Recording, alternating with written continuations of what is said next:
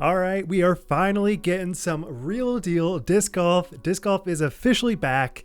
From Macie Velediaz playing when she is 22 weeks pregnant to AB absolutely destroying with a 700+ foot bomb. There was so much exciting stuff that happened at the All-Star event. Let's talk about it and figure out all the good and the bad. Now, I can definitely say that people still aren't quite sure what to make of it. They want to take it seriously, but they also want to have fun. And like the commentators want to keep it light, but the pros are like, well, I'm pretty darn competitive and I want to win. And like, I don't think you really get anything for winning. And there's just this really weird middle ground where people want to do well, do good things for their sponsors. But like the pro tour wants to keep it light and fun. So it's just kind of a weird vibe, but still a very good event. I am super glad that we still get it. And at least for me, I definitely think of this as actually more interesting than any match play or doubles. I think doing skills is truly the most interesting thing that you can do when it is not a tournament level event. So I definitely want to talk about it all. First up, let's talk about the negatives. And there was still a good amount of negatives that I was pretty upset to still see. So first one being that they have not figured out how to do a drone. The drone shots are either way zoomed out, or they're just kind of like missing the shot. Like there was many points where the drone would be like looking at the disc, but not at the player. So you have no like frame of reference for what's actually going down. Or what happened primarily is the drone would be freaking right above the microphone and the players. So not only is it affecting the player, the fans, it is also affecting every single viewer, because I was literally getting a headache just trying to watch this freaking event because that darn drone was like the highest decibel it could freaking be, and it was right next to the mic. I don't know how they didn't see this as an issue because they kept on doing it. And there's one point where Missy Gannon just looked like she was just pissed. She was like, can we not do the drone right now? And like, it still wasn't even good footage. Like the drone was still like super pixelated. I didn't really get a good frame of reference for any of the shots. Now I will say the distance, that was probably a great use of drone, but every single other use of the drone was just not great. And to go along with the bad framing, there was so many points where the cameraman was not facing the person throwing the disc. I don't know how this remains to be an issue, but it certainly was. Maybe it's just the fact that they're starting a brand new season. It is a new camera crew. I don't know. But one thing that stood out the most is that when James Proctor was making his 66-foot putt to end the putting competition, the cameraman panned away from the basket. So you couldn't actually see the putt go in. All you could hear was the fans screaming, which is just like, really? You had one job. You had one job, and you missed it. And while I'm certainly sad to see this, I can't say I'm all that surprised, because everyone wants disc golf to be treated like this professional level, but it is just not there yet. And we obviously are paying a lot of money for it, so it feels like we should get a premium product, but that just doesn't feel like what we're getting at the moment. Even with this whole new streaming platform, the Insys technology, it doesn't seem like it is really doing that much different. Besides rewind, we do get rewinds, and that's great. And then as far as overall vibes, it certainly seemed like nobody really cared that much. Like people would get inside the bullseye and there'd be a couple of cheers, but for the most part, like Jeff Spring's energy didn't really match the crowd's energy. So it didn't seem like really anyone cared that much, which, I mean, it isn't a pro tour event, so maybe it's not that big of a deal, but it was just a weird vibe. But the number one complaint that I cannot believe is the issue is the fact that DGN, as of right now, has no working stream. This is insane to me because it feels like you had one job again. You had one job, and you're currently not doing that job. And that is because when you open up the Disc Golf Network, at least for me, maybe it has changed in the last hour, it's hard to say, but when I open up DGN and I look at the All-Star stream, it is currently down. There is no way to watch it. Whenever I click on it, I can hear audio, but all of the video is not currently showing. Why is this? I have no clue.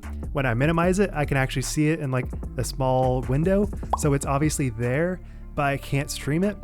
And in addition to that, it has already gotten a copyright claim on YouTube, so there is no effective way to watch the freaking All-Star event. It's just not a great look for DGN. You just gave paying subscribers the option to pay $240 a year for this product, and if you are not able to watch the one thing that you were promised that you paid for, it is just not great. Now, obviously this is not a pro tour event, so the stakes are a little bit lower, but this is just not a great precedent for really anything when you are trying to promote a higher priced tier, and that product does not seem to be delivering the way that they had hoped. But again, I hope that this is just a small blip. This doesn't happen again. But I did want to point it out because as of right now, I have no way of watching this. And I only recorded these clips by the fact that I already had the stream open on YouTube. And then one other small thing is that it is just super annoying to like instinctively go to UDisc and not see stats. Like I know whatever deal was made, it didn't really work. The numbers didn't pan out for UDisc, but man, I just really wish I could use UDisc for all the stat tracking because it was perfect. But on to the good. So I will say so much about this was really loose. I really like that they gave players the opportunity to kind of play with this baseline of there's no artificial OB, it is just you and nature. So the first example of that was the distance competition where there was no OB line. You could basically throw wherever and they would count your distance wherever that shot ended up. And this was really great because you have players like AB that really bomb, but they have to worry about staying inside this really tight line, which does not give them the best confidence when they're trying to just rip a shot. So leaving it wide open really allowed the entire event to flow a lot better. And AB even said, this isn't a direct quote, but basically he was like, I felt like I could throw my full power. I didn't have to like hold anything back. You have these 4 trees that you just have to throw in between. And it was really unique of a shot shape that everyone generally knows how to do. But even as a pro, you still struggle with that exact shot shape. So it was really cool to see how all these pros tackle these different shot shapes. And it was even mentioned like the pros weren't even really prepared for all these shot shapes. And I don't really know if that was like to the fault of them or to the actual Pro Tour. Don't really know. But it was just a really cool challenge that I feel like every AM can relate to because it's just a fun shot shape challenge. And it's certainly nice to know that even the pros still struggle with this type of shot shape hitting because so many players missed it that I generally think of as having great form and great technique. And lastly, I gotta say, it was just really cool to see how competitive it ended up being. Every single event, besides maybe Dickerson, was pretty tight. The entire way through, you had no idea who was going to win, and it made it super fun to watch. Now, I will say all these technical failures did kind of ruin the moment at times, but overall, I enjoyed it, loved it. I would love to watch more events like this, even though I think Calvin did mention, shouldn't we be doing like an all-star event at the end of the year, not the beginning of the year, which I definitely agree with. And it certainly felt like none of this was a chore to watch. I've watched other all-star events, and I just didn't really vibe with it.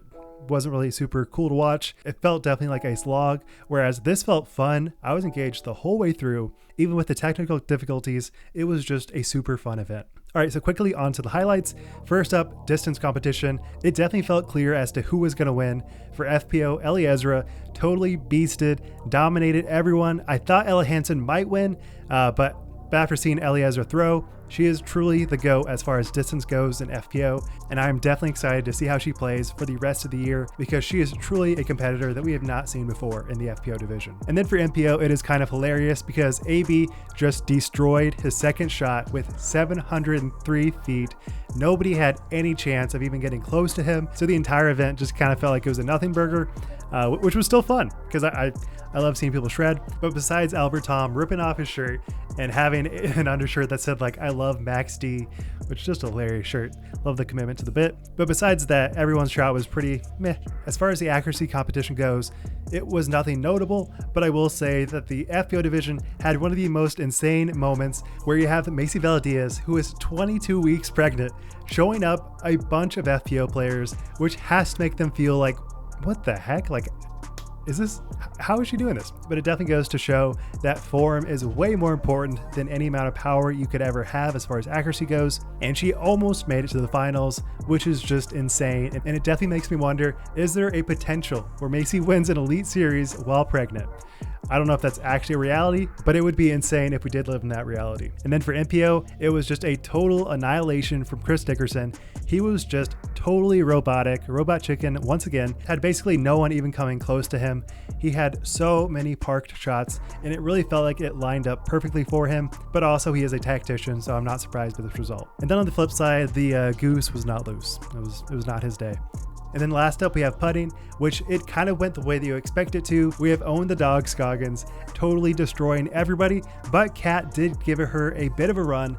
Even though it was like a 12-point win by the end of it, it looked like Kat might overtake her, but nobody can even come close to Ohn when she is in her element. And then for MPO, it looked like it was going to be a Ricky and Isaac battle, but then James Proctor and the freaking Cookie Monster Andrew Marweed comes up and they were destroying everyone with James Proctor hitting a 66-footer to go into the finals.